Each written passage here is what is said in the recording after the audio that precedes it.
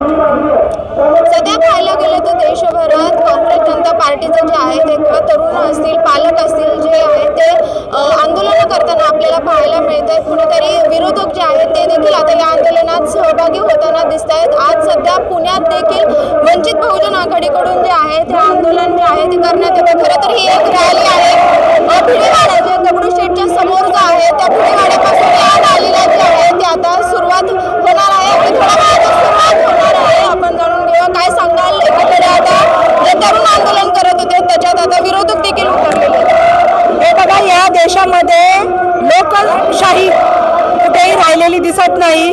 या देशातील जातीवादी सरकार हे विद्यार्थ्यांचे हक्क आणि अधिकार दडपण्याचा प्रयत्न या ठिकाणी करत आहे।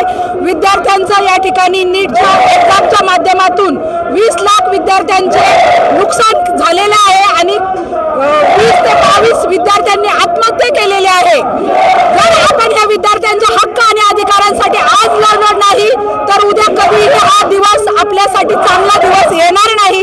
विद्यार्थ्यांना अशाच पद्धतीने डिटेन केलं जाईल, विद्यार्थ्यांचा आवाज हा दाबला जाईल।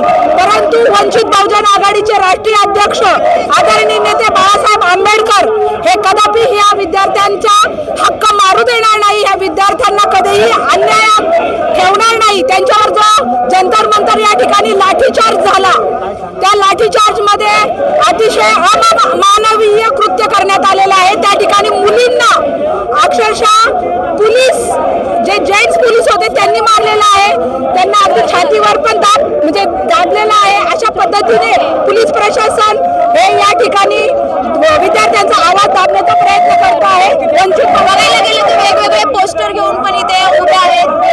मोदी मीन्स हिटलर बीजेपी, काय सांगशील? हिटलर म्हणतोय गेल्या अनेक दिवसांपासून जंतर मंतर दिल्ली या ठिकाणी जे आंदोलन चालू आहे तर त्या ठिकाणी विद्यार्थ्यांना अमानुषपणे मारलं जातंय आणि हे चुकीचं आहे। तुम्ही इथं हिटलरशाही दाखवताय का?